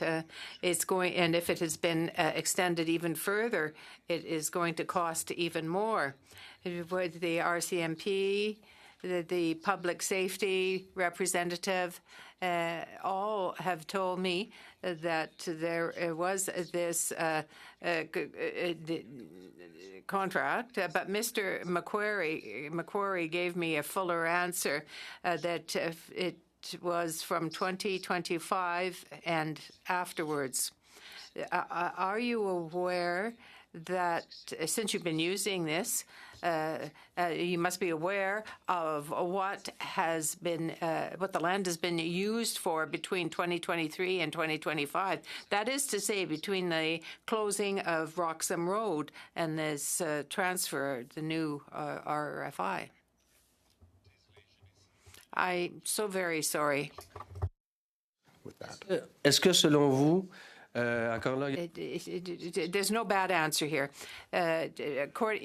According to you, are there other contracts that are similar to the one that the federal government has with Mr. Gay? Elsewhere in Canada, for example, did you have any knowledge of this? Mais vous êtes au courant des contrats avec But you are aware of the contract with Mr. Gay, but you don't know if there are any others elsewhere in Canada. Well, is this something that is quite simply unique? If there are none elsewhere, it must mean that this is a single unique contract with Mr. Gay. I think you can reach that conclusion. My knowledge of all the contracts that the CBSA may have across the country, I don't have that knowledge. So I don't Mais comment vous pouvez être au courant de ceux avec M. Gay? But how can you be aware of the contract with Mr. Gay and not any other contracts? Ah, donc quelqu'un vous a envoyé une réponse toute faite. Ben, demandez-lui s'il y a des contrats. Somebody has sent you a ready-made response. I got the feeling that my 2 minutes is up, but maybe you can pass this information on to me after. I think now we are going to, because we only have about 6 minutes left, I think we're going to do 2 minutes each, if that's okay. We are going to start with Mr. Medgakis for 2 minutes. Thank you, Madam Chair, and thank you all for your service and for being here with us today. Mr. McCrory, did you mention that 30,000 people is the number of people with removal orders in Canada today? No, that's the number in our inventory that we're actively working on. So how many people with removal orders does CBSA know exactly their location, where they are? We won't know like if I can give you an example. Apologies as I flip through my papers here. I only have 2 minutes, but if you can give us. We don't track the location of each and every individual. There's for example, in the inventory of people who are working through the IRB process, there's 200,000-300,000 in that. We don't have the capacity, nor would it make sense for us to track each and every one of them. How many people with removal orders in Canada have been convicted of a crime? I don't have that number readily at hand. I can tell you that if I look at some of our inventories, I can tell you the number of people. Table that to the committee, please. Yeah. Thank you very much. What is the total number of individuals currently in CBSA's removal backlog who have been flagged by the RCMP as a national security threat? I don't think any have been flagged by the RCMP as a national security threat. When you're looking at the inadmissibility, and something to bear in mind when we're looking at these inadmissibilities, when they're involving criminality or national security threat, for example, these are people who have served their time in prison, for example. That crime and the serving of the time has rendered them inadmissible, but it doesn't necessarily mean they're an existing And do you have an estimate, or can you predict how long the CBSA thinks it will take to clear up the removal backlog? I think just the nature of the business is there's always going to be people, as people move through the immigration system, there's always going to be people that are coming in. We're there right now. So what do you estimate if you? I wouldn't hazard a guess. Again, our expectation is that people comply with the law and they leave voluntarily, and if they don't, then we will enforce it. And so what's the average length of time it takes to find and remove somebody? Is how long? Time really varies, and a lot depends on a whole bunch of different circumstances. A lot depends, do we have their travel document? Have they gone through the entire kind of process of appealing to the IRB and doing federal court appeals, or asking for a pre-removal risk assessment, getting the travel documents, making travel arrangements? It can take some time. So thank you, Mr. Medgakis. You're way past 2 minutes. We have 2 minutes now for Ms. Sodi. Perfect. Thank you, Madam Chair, and thank you to our witnesses for being here today, too. My question is for any or all of the witnesses. In contrast to the Harper government, which laid off over 1,100 CBSA officers during their time in government, our new government, through Bill C-12, is committed to hiring 1,000 new CBSA officers, 1,000 new RCMP officers, and improving information sharing abilities by IRCC. Can you tell us how these and other measures introduced in Bill C-12 will improve your agency or agencies' abilities to protect and uphold public safety for Canadians? Maybe we'll begin with Mr. Balin, who hasn't had a chance to speak, and then we'll go to you, Mr. McGuire, please. From a C-12 perspective, information sharing relative to the National Sex Offenders Information Act, there'll be some enhancement of our ability to share information collected there. Some of the thresholds will change, so that will be an investigative improvement. Amendments relative to the CDSA and things around precursors and law enforcement justification, which give certain immunities for specific drug investigations, and an ability to classify precursors quicker when identified. And there are provisions in there for illicit finance and amendments to the Proceeds of Crime and Terrorist Financing Act. So specifically for the RCMP, those are some key pieces that we're looking forward to seeing. I would maybe just add one more to that list, and that's the amendments to the Oceans Act that C-12 contains, which would provide the Canadian Coast Guard with a security mandate and an ability to conduct security patrols, for example, to share information and intelligence with law enforcement, with border enforcement. It will be a really important measure that will add an additional tool to the government's toolkit in terms of securing our borders. That's over. And then last 2 minutes to Monsieur Brunel Duceppe, c'est à vous. Thank you very much. Thank you, Madam Chair. Mr. Balin, I have a question for you.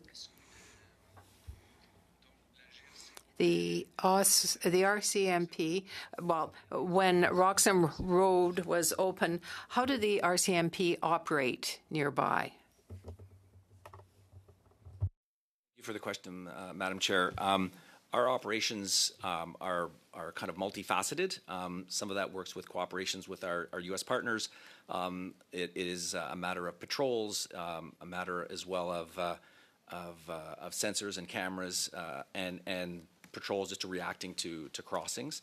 So, and that is still what we do in a number of different areas across the country.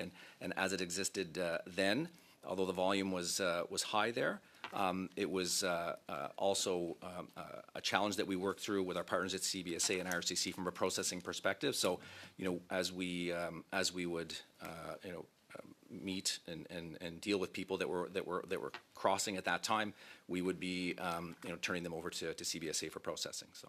Corrigez-moi si je me trompe, peut-être que c'est moi qui avais... Maybe I'm mistaken, and maybe I didn't understand, but when those people crossed at Roxham, often there were RCMP members that welcomed them there when they asked for asylum.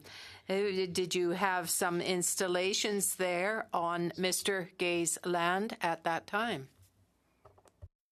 The information in relation to anything to do with the land or what we had associated to it, if we did anything, I don't have anything.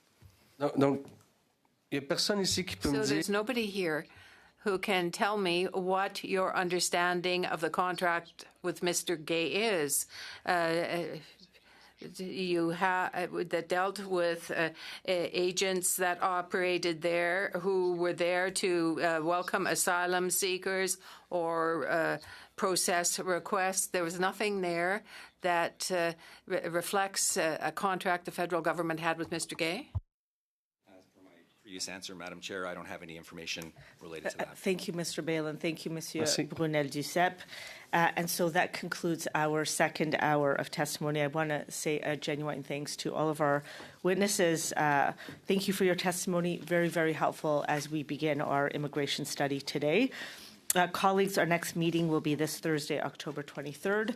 I look forward to seeing you then, as it is the end of our agenda. I now call this meeting adjourned.